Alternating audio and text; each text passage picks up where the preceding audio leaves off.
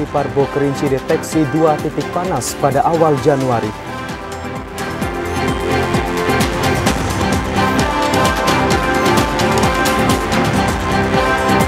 Delapan kecamatan di Kabupaten Sarolangun rawan banjir.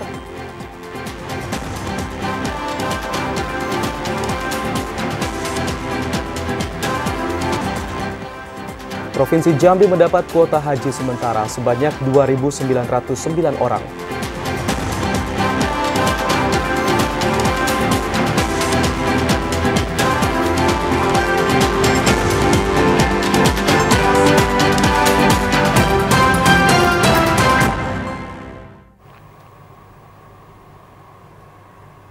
Assalamualaikum warahmatullahi wabarakatuh. Selamat sore saudara, kami kembali menyapa Anda dalam program Jambi hari ini, edisi Senin 12 Januari 2025. Selain 3 berita utama tadi, redaksi kami juga telah menyiapkan sejumlah informasi penting dan menarik lainnya untuk Anda. Bersama saya Muafiq Azizah dan saya Ahmad Solihin, inilah Jambi hari ini selengkapnya.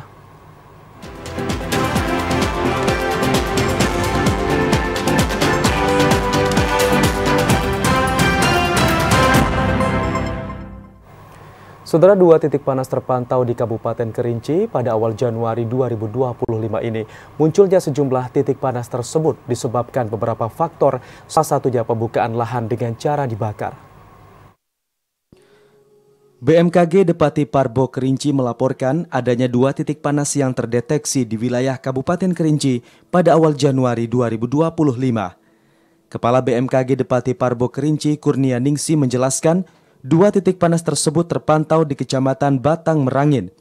Sebelumnya, pada Desember 2024, BMKG juga melaporkan adanya 10 titik panas yang terdeteksi, tepatnya di Kecamatan Batang Merangin, Gunung Raya, dan Danau Kerinci. Munculnya sejumlah titik panas tersebut disebabkan oleh beberapa faktor, salah satunya pembukaan lahan dengan cara dibakar yang sering terjadi di awal tahun. Panas untuk wilayah Kabupaten Kerinci pada bulan Desember tahun 2024 itu terdeteksi ada 10 titik panas ya, yaitu di daerah Batang Merangin, Gunung Raya, dan Danau Kerinci. Namun untuk wilayah Kota Sungai Penuh nihil. BMKG bekerja sama dengan semua pihak terkait untuk pemantauan dan menangani potensi terjadinya kebakaran hutan dan lahan. Masyarakat diimbau untuk melaporkan jika menemukan tanda kebakaran hutan. Ilwan, TVRI Jambi melaporkan. BMKG Stasiun Depati Parbo memprediksi beberapa daerah rawan bencana pada awal tahun 2025. 3 kecamatan di wilayah Kota Sungai Penuh diprediksi berpotensi terjadi bencana alam seperti banjir dan longsor. Memasuki awal tahun 2025, BMKG Stasiun Depati Parbo telah memprediksi terjadinya musim penghujan dalam kategori intensitas rendah hingga sedang pada bulan Januari hingga Februari mendatang. BMKG juga memprediksi puncak musim penghujan di Kota Sungai Penuh akan terjadi pada bulan Maret hingga April mendatang. Selama musim penghujan, BMKG Stasiun Depati Parbo juga memetakan wilayah yang rawan terjadi bencana seperti banjir. Berdasarkan data yang telah dirilis BMKG Stasiun Depati Parbo, wilayah yang rawan terkena bencana alam meliputi 3 kecamatan di Kota Sungai Penuh, yakni Kecamatan Hamparan Rawang, Koto Baru, serta Kumundebai. Kepala BMKG Stasiun Depati Parbo Kurnia Ningsi mengatakan, dalam 1 minggu ke depan akan ada peningkatan intensitas hujan. 3 daerah tersebut berpotensi terjadi banjir dan longsor. Kota Sungai Penuh itu secara umum ya, untuk bulan Januari ini masih pada kategori aman, namun kita tetap waspada pada daerah-daerah yang rawan banjir seperti daerah Rawang, kemudian Kota Baru, kemudian Kumundebai. BMKG selalu mengimbau seluruh masyarakat yang tinggal di bantaran sungai serta di daerah perbukitan agar selalu waspada terhadap potensi bencana yang akan terjadi di Kota Sungai Penuh. Fahlan, TVRI Jambi melaporkan. BMKG Stasiun Depati Parbo Kerinci memprediksi intensitas hujan ringan hingga sedang akan terjadi pada sore hingga dini hari. Selain itu terdapat wilayah yang dikategorikan rentan terjadinya bencana alam. Dan untuk mengetahui informasi selengkapnya kami telah terhubung dengan kontributor TVRI Jambi Fahlan Diandra langsung dari kota Sungai Penuh. Halo, selamat sore Fahlan. Daerah mana saja yang masuk dalam kategori rawan bencana di kota Sungai Penuh dan Kerinci? Ya, selamat sore Amstol dan juga pemirsa TVRI Jambi. Dapat saya laporkan langsung dari kota Sungai Penuh, yang mana Badan Meteorologi, Klimatologi dan Geofisika Stasiun Depati Parbo Kerinci telah memetakan wilayah-wilayah yang akan berpotensi terjadinya bencana alam. Selain itu, terdapat 2 wilayah di Kabupaten Kerinci serta 3 kecamatan di kota Sungai Penuh yang berpotensi terjadinya bencana alam, yaitu seperti di Kabupaten Kerinci, yaitu di wilayah Kecamatan Kayu Aro, serta di Kecamatan Siulak Mukai. Selain itu, Badan Meteorologi dan Klimatologi Geofisika Stasiun Depati Parbo Kerinci juga memetakan 3 wilayah yang akan terdampak jika terjadinya bencana alam, yaitu seperti di Kecamatan Hampara Rawang, Kecamatan Kota Baru, serta Kecamatan Kumun Debai. Dapat juga saya laporkan Badan BMKG Stasiun Depati Parbo Kerinci juga telah memprediksi hujan dengan intensitas ringan akan terjadi pada sore hingga malam hari. Selain itu, hujan dengan intensitas sedang akan terjadi pada dini hari hingga pagi hari. Ya, Amsol. Apa antisipasi dari pihak terkait dalam menghadapi potensi bencana alam tersebut, Fahlan? Ya, baik, terima kasih Amsol. Dapat juga saya laporkan berbagai upaya telah dilakukan oleh pihak terkait untuk mengantisipasi terjadinya bencana alam, yaitu melalui Dinas PUPR Kota Sungai Penuh telah membentuk relawan sungai, yang mana para relawan ini akan melakukan pembersihan sungai di bantaran Sungai Batang Merau. Selain itu, Dinas PUPR Kota Sungai Penuh juga tidak henti-hentinya menghimbau kepada seluruh masyarakat yang berada di bantaran sungai agar selalu waspada jika terjadinya bencana alam. Ya, Amsol. Terima kasih Fahlan Diandra melaporkan langsung dari kota Sungai Penuh. Terima kasih, selamat sore. Kita beralih ke selanjutnya, BPBD Muaro Jambi telah melakukan pemetaan daerah rawan bencana banjir. Thank you, Fahlan.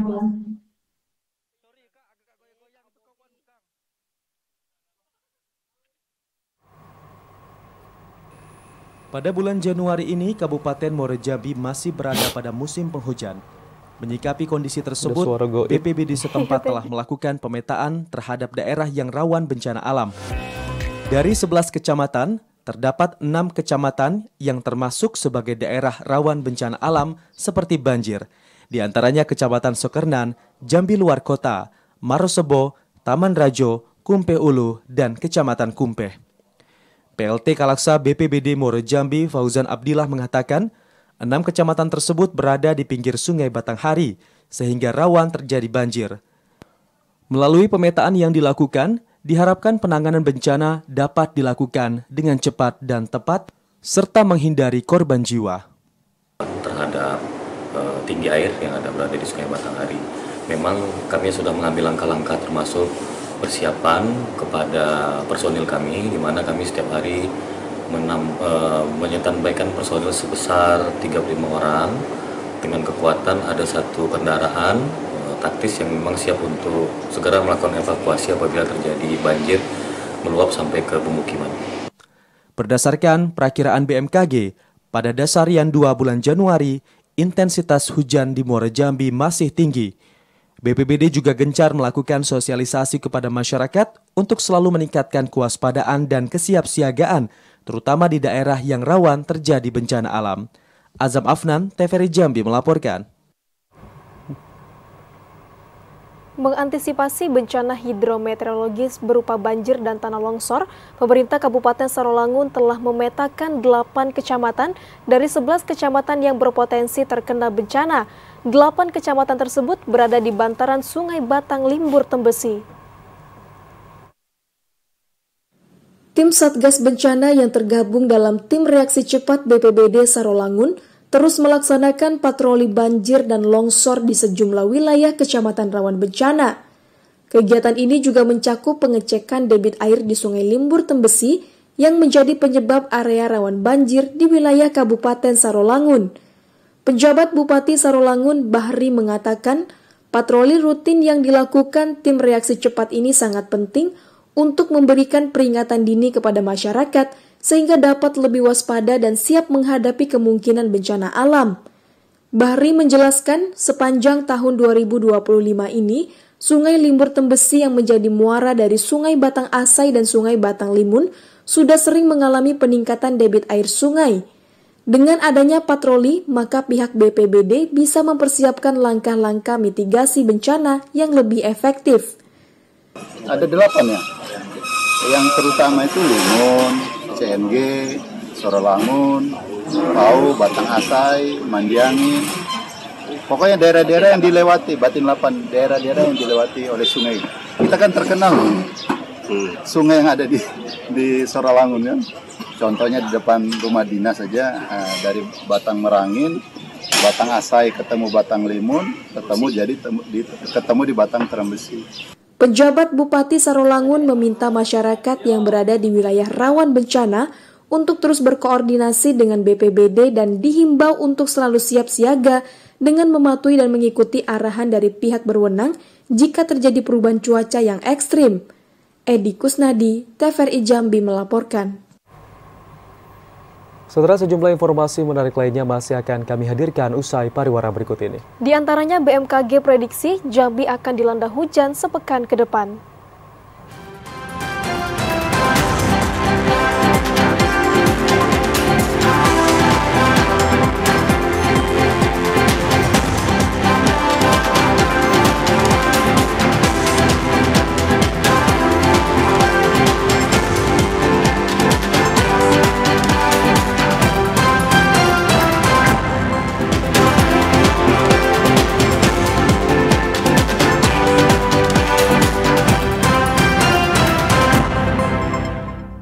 Terima kasih Anda masih bersama kami di Jambi hari ini. Saudara, Provinsi Jambi masih diprediksi hujan hingga sepekan ke depan. Hujan ini disebabkan adanya pergeseran angin dari Samudra Hindia hingga mengakibatkan timbulnya awan penghujan di Provinsi Jambi. Badan Meteorologi, Klimatologi, dan Geofisika memprediksi 1 pekan ke depan Provinsi Jambi masih dilanda hujan dengan intensitas sedang hingga lebat disertai petir dan angin kencang. Hal itu disebabkan adanya pergeseran angin dari Samudra Hindia hingga mengakibatkan timbulnya awan penghujan di Provinsi Jambi. Koordinator Bidang Data dan Informasi BMKG Jambi, Nabila, mengatakan potensi hujan ini diprediksi akan terjadi pada pagi, siang, sore, hingga malam hari. Ya, baik, kami informasikan bahwa di Januari ini masih dalam masa puncak musim hujan.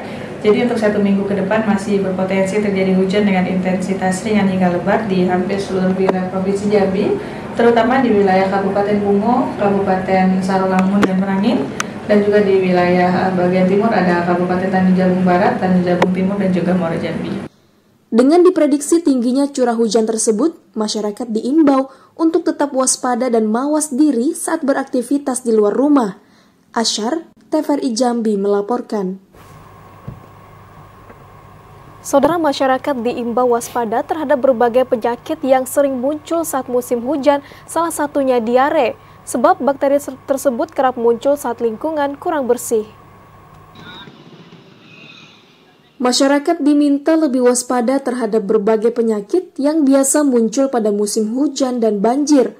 Penyakit-penyakit ini umumnya disebabkan oleh infeksi virus, bakteri atau parasit, dan risikonya meningkat seiring dengan terganggunya kebersihan lingkungan.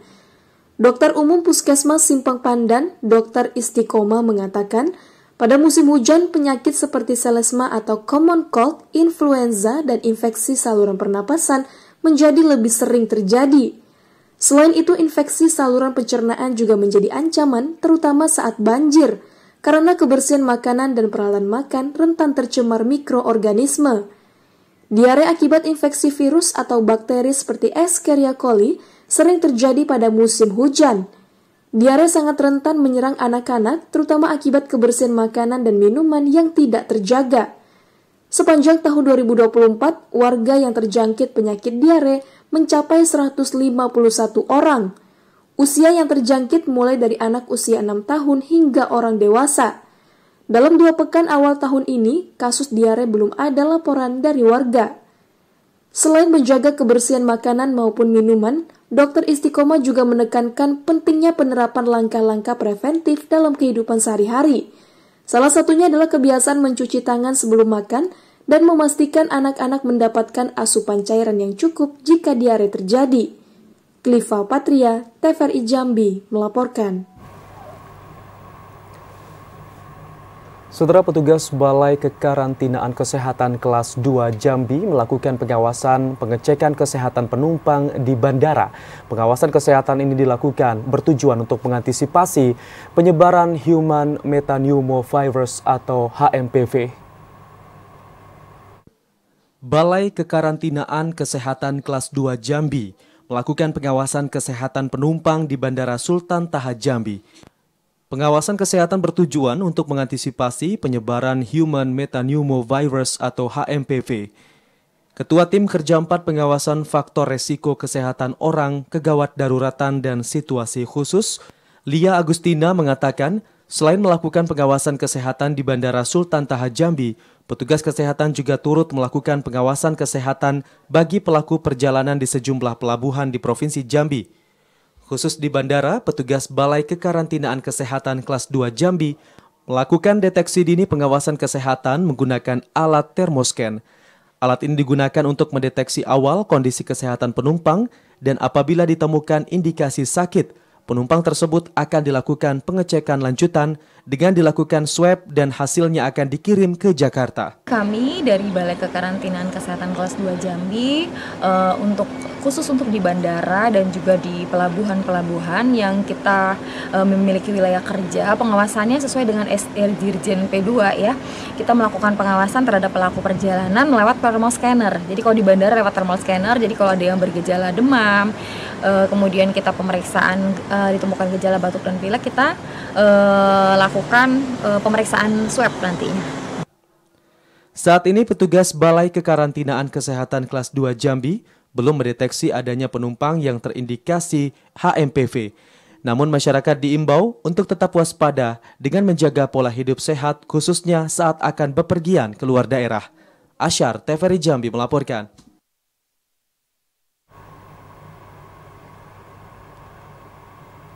Saudara, pemerintah Provinsi Jambi mewacanakan pembukaan jalur darat untuk angkutan batubara. Pembukaan jalan umum tersebut bertujuan untuk meningkatkan pertumbuhan ekonomi Provinsi Jambi. Pemerintah Provinsi Jambi berencana untuk kembali membuka jalur darat bagi angkutan batubara.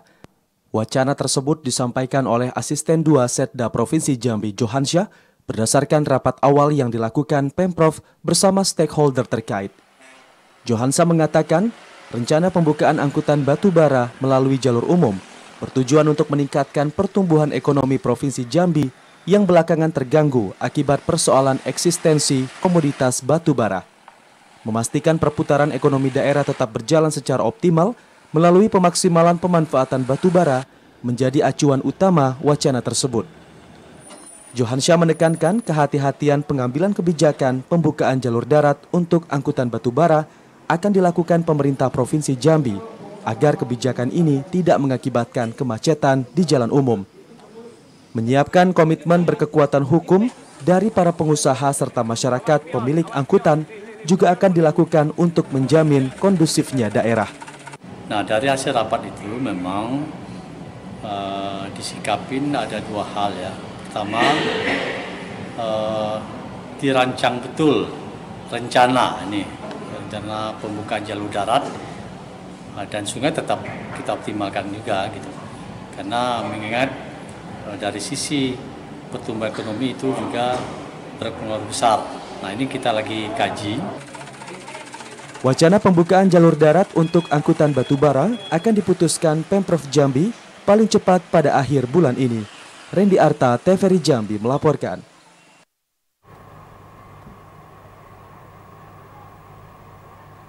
Presiden Republik Indonesia Prabowo Subianto mengusulkan pemilihan kepala daerah melalui DPRD.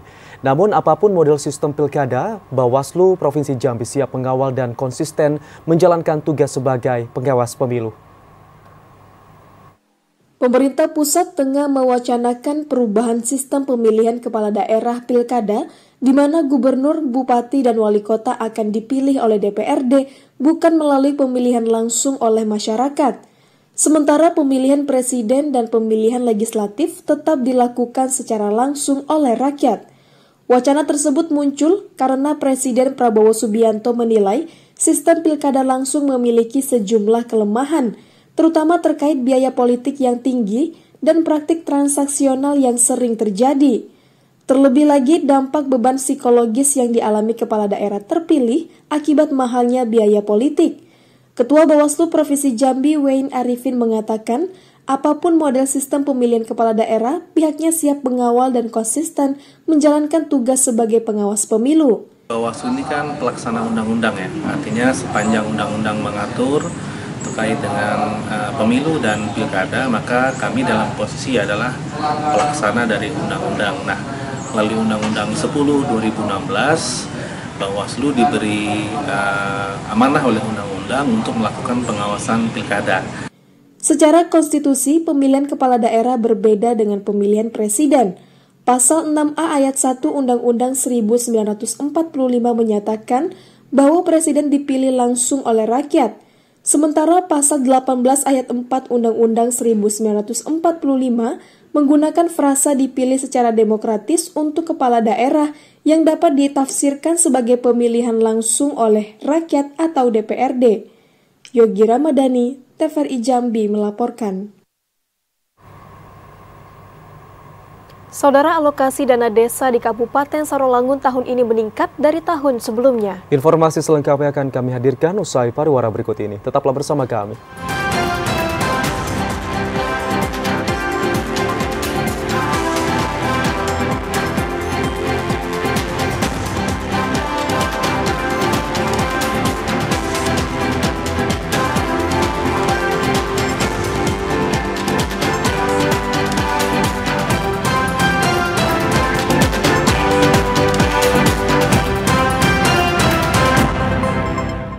Terima kasih Anda masih menyaksikan kami di Jambi hari ini.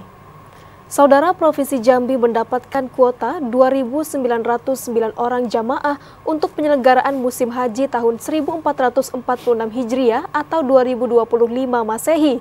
Kuota sementara ini 5% diantaranya akan diprioritaskan untuk jemaah lansia. Kementerian Agama Republik Indonesia telah mengeluarkan kuota sementara haji tahun 2025 untuk penyelenggaraan haji 1446 Hijriah. Provinsi Jambi mendapatkan kuota sebesar 2.909 orang jemaah. Kepala Bidang Penyelenggaraan Haji dan Umroh Kanwil Kemenak Provinsi Jambi, Wahyudi Abdul Wahab menjelaskan, kuota sementara ini 5% akan diprioritaskan untuk jemaah lansia, sesuai moto Haji Ramah Lansia yang masih diusung Kemenak. Kuota tersebut kemudian akan diisi oleh petugas kelompok bimbingan ibadah haji dan umroh, petugas haji daerah, serta jemaah haji. Dalam upaya mematangkan persiapan penyelenggaraan ibadah haji, Kemenak Provinsi Jambi telah melakukan percepatan pembuatan paspor bagi calon jemaah haji pemilik nomor kursi dari seluruh kabupaten kota. Pembuatan paspor itu diikuti dengan pelaksanaan perekaman biovisa untuk percepatan penerbitan visa bagi setiap jemaah. Sementara untuk istitoah kesehatan, pada tahun lalu menjadi syarat wajib pelunasan biaya ibadah haji, hingga saat ini ketentuan tersebut belum menjadi acuan mutlak dan masih menunggu petunjuk selanjutnya. Ya, untuk Provinsi Jambi sampai hari ini sudah ditetapkan kuota, kuota sementara 2.909. Di sana ada 5% prioritas lansia, kemudian ada petugas KPIU, dan kemudian ada PHD, dan ada jamaah. Adapun tahapan persiapan kita, alhamdulillah kita sudah menginformasikan, memonitoring, menghimbau kepada seluruh kabupaten kota untuk membuat paspor. Mendekati waktu pelaksanaan musim haji tahun 2025, Kemenak Provinsi Jambi mengklaim persiapan dari aspek jemaah sudah hampir sepenuhnya rampung.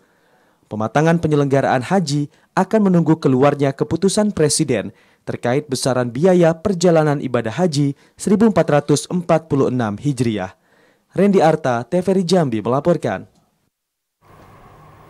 Alokasi dana desa yang dikucurkan pemerintah pusat untuk Kabupaten Sorolangun pada tahun 2025 ini naik sebesar 1 miliar rupiah.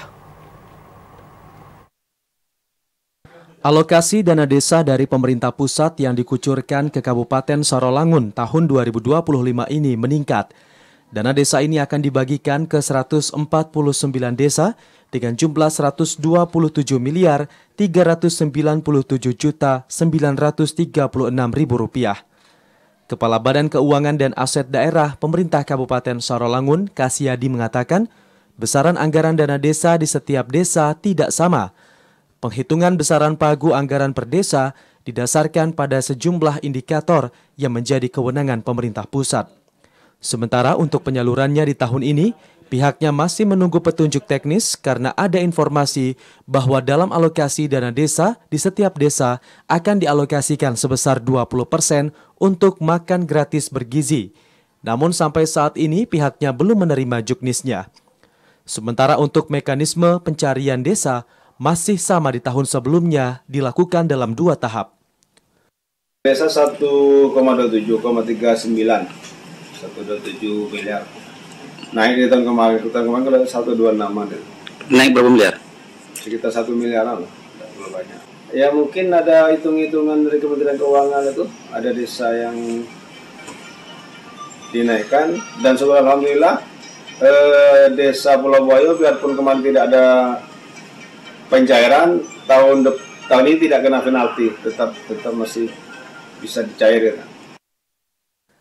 Prioritas penggunaan dana desa tahun 2025 diatur dalam Peraturan Menteri Desa Pembangunan Daerah Tertinggal Permendes, salah satunya bantuan langsung tunai atau BLT untuk mengentaskan penanganan kemiskinan ekstrim dimulai dari desa.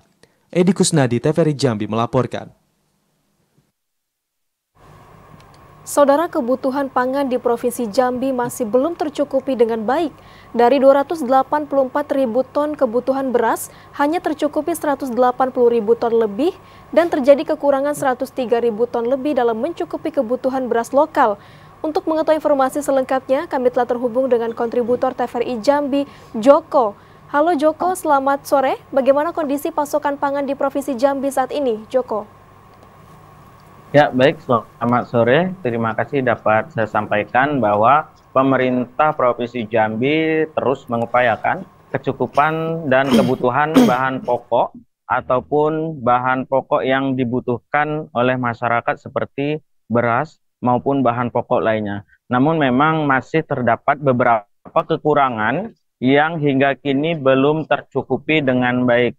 Berdasarkan data yang kami terima dari Dinas Peternakan, Pertanian dan Hortikultura Provinsi Jambi, Rumusdar mengatakan memang saat ini belum sepenuhnya kebutuhan bahan pokok masyarakat tercukupi dengan baik, salah satunya pada komoditi beras lokal yang ada di Provinsi Jambi. Saat ini untuk kebutuhan penduduk yang mencapai 3,7 juta orang ini hanya tercukupi sekitar 180 ribu ton, lebih dari jumlah tanam sekitar 284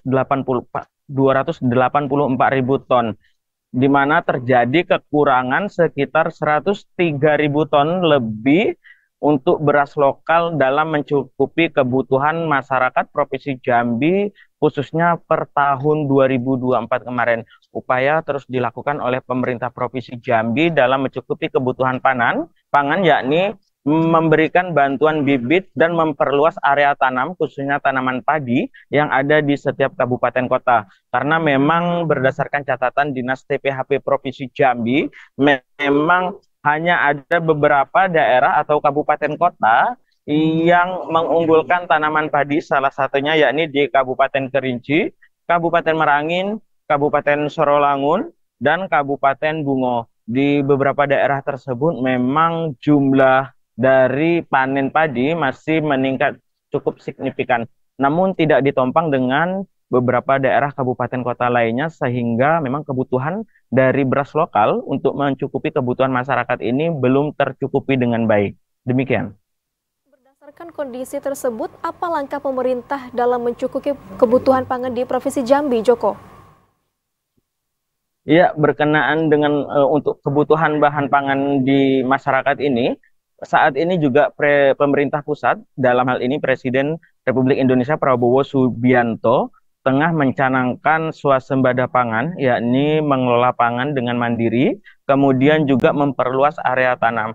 Sehingga memang Provinsi Jambi saat ini masih memverifikasi dan mendata dari luasan daerah mana saja yang akan dilakukan areal tanam yang baru, sehingga untuk kebutuhan pangan di Provinsi Jambi ini dapat tercukupi dengan baik, sehingga nantinya pemerintah Provinsi Jambi tidak perlu mendatangkan beras-beras lokal dari provinsi tetangga, melainkan Provinsi Jambi yang akan mengekspor sendiri beras tersebut ke daerah-daerah lain, sehingga ini menjadi pendapatan lebih dari petani yang dapat mencukupi kebutuhan bahan pokok lainnya selain beras. Demikian. Baik, terima kasih Joko atas laporan Anda. Selamat sore dan selamat bertugas kembali. Kita ke sorotan lainnya, Saudara. Polres Muaro Jambi akan memanfaatkan lahan produktif untuk penanaman komoditas jagung. Penanaman ditargetkan di 1.500 hektar yang tersebar di 11 kecamatan di wilayah Kabupaten Muaro Jambi. Selaras dengan program Presiden Prabowo Subianto dalam mewujudkan ketahanan pangan nasional, Kepolisian Resort Muaro Jambi menggagas inovasi dengan melaksanakan pemanfaatan lahan produktif.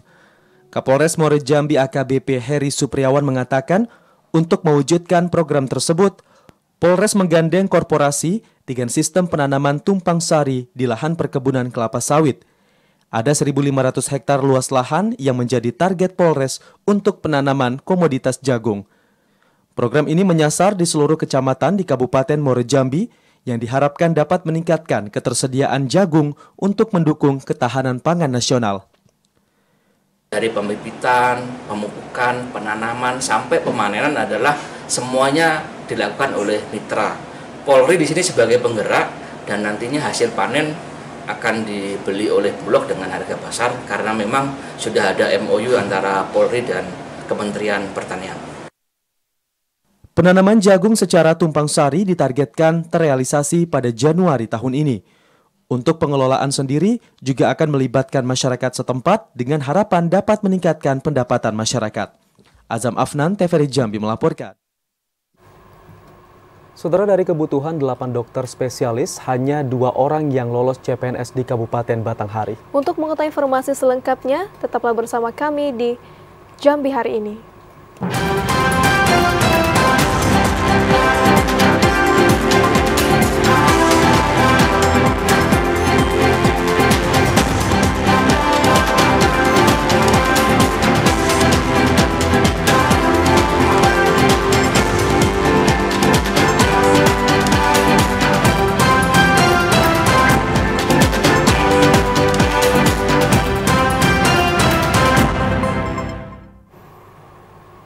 Terima kasih Anda masih bersama kami di Jambi hari ini.